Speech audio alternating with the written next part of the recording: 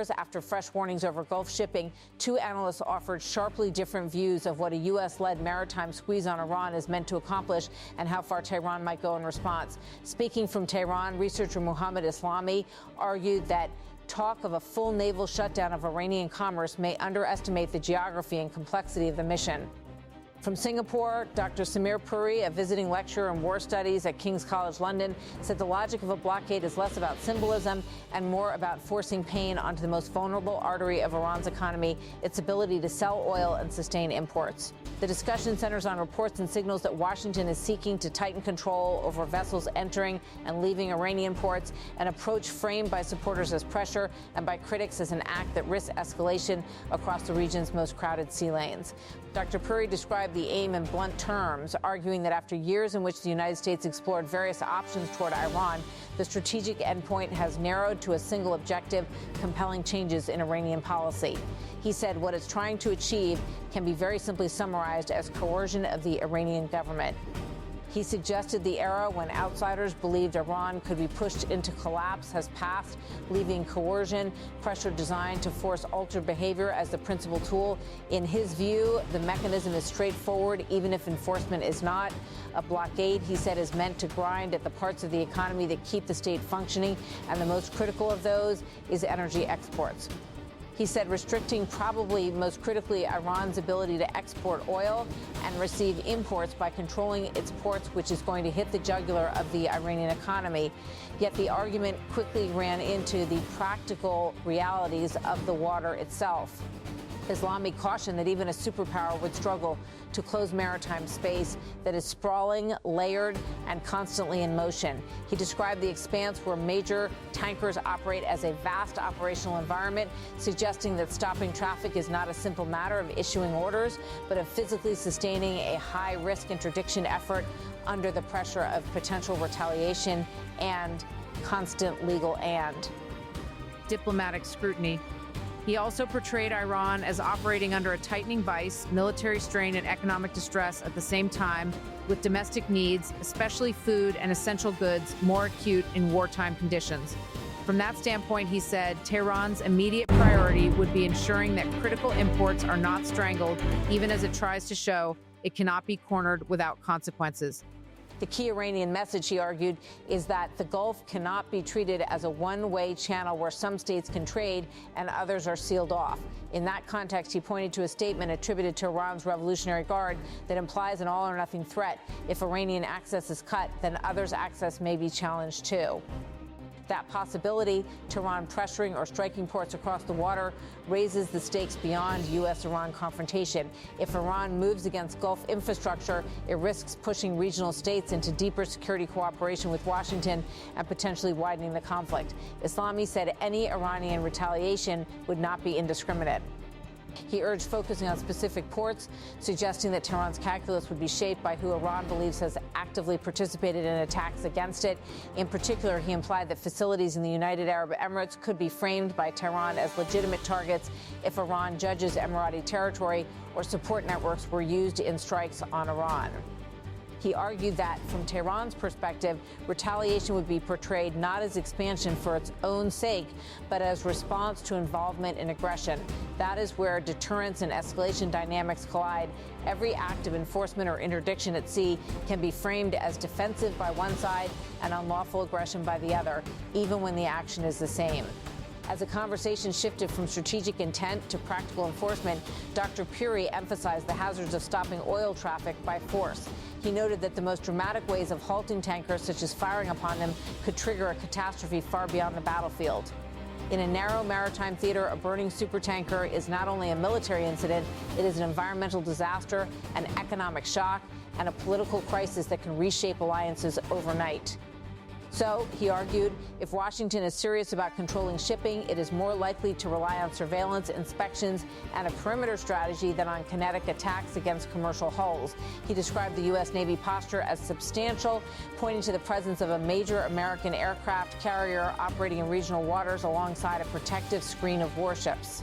Such a force, he suggested, gives Washington options not only for strike operations but for air and missile defense, capabilities designed to protect the blockade effort itself from Iranian retaliation. He outlined a possible model, a U.S.-directed inspection regime positioned near key entry points into the region's maritime corridors, potentially around the approaches to the Gulf of Oman, where ships can be tracked, questioned, diverted, or inspected.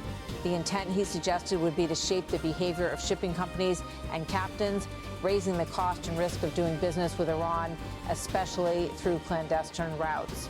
One focus would be identifying vessels believed to be part of Iran's so-called shadow fleet, ships used to move crude and petroleum products through opaque ownership structures, ship-to-ship transfers, and hard-to-track voyages. Dr. Puri argued that persistent observation and selective enforcement could, over time, slow exports and deter insurers and shipping intermediaries without firing a shot. Still, he warned the entire enterprise is fraught. Even a carefully calibrated interdiction can turn into a direct clash if Iranian forces decide to contest it. In his words, the U.S. military might have to enforce controls under fire if Tehran chooses to retaliate. Europe's position added another layer. The discussion referenced remarks attributed to UK Prime Minister Keir Starmer, indicating Britain did not want to be drawn into the war, while leaving the door open to participation in monitoring if a ceasefire were reached. It also referenced signals from French President Emmanuel Macron about assembling a defensive coalition aimed at ensuring key sea passages remain open.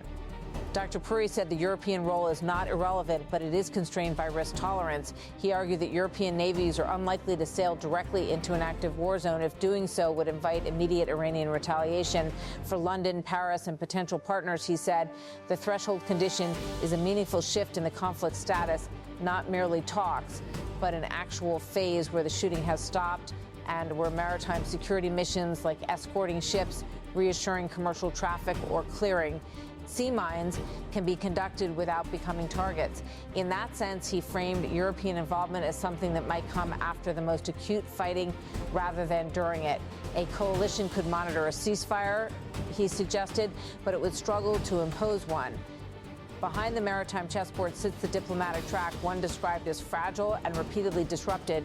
The exchange referenced the failure of talks held in Islamabad over the weekend and asked how close the sides might be to restarting negotiations. Islami argued that what took place should not be viewed like conventional peacetime diplomacy. He portrayed it as a harsh, high-stakes conversation conducted under wartime pressure, where both delegations were operating in the shadow of ongoing strikes and the threat of escalation. He suggested that despite the failure, the two parties had at points been closer than many assumed to a diplomatic settlement. In his telling, progress was derailed by Israeli actions that he said sabotaged the deal and by pressure placed on the American delegation to retreat from positions it had previously been willing to accept. Whether that characterization is accepted or not, the broader point he pressed was that the incentive structure has not fundamentally changed. He argued that the realities on the ground, costs, constraints, and risks for both sides still point toward the possibility of a ceasefire and a negotiated path, even after sharp new confrontations.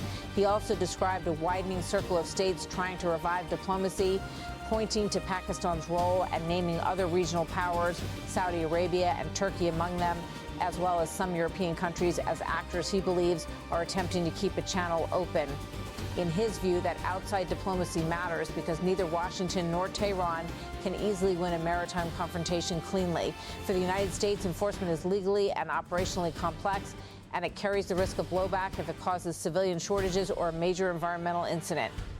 For Iran, retaliation risks pulling more actors into a security alignment against it and could invite additional strikes. What remains is a standoff defined by two competing messages. From Dr. Puri's side, the message is that the blockade concept is a tool of coercion designed to pressure Tehran into changing policies by choking export revenue and constraining imports, particularly through control over ports and maritime corridors. From Islami's side, the message is that this kind of pressure is not just difficult to execute, but inherently escalatory in a region where shipping lanes are tied to the economic survival of multiple Gulf states. If Iran concludes it is being strangled, he suggested, it will seek ways to show that the Gulf's arteries cannot be restricted for one country alone. The next few days and weeks, both implied, will be decisive not only for whether such a blockade can be enforced, but for whether diplomacy can return before the contest at sea becomes a wider regional rupture. And that ultimately is the dilemma. A blockade is meant to deter and compel without triggering a broader war. But in the Gulf, the line between pressure and provocation is thin, and a single misstep can transform monitoring into open confrontation.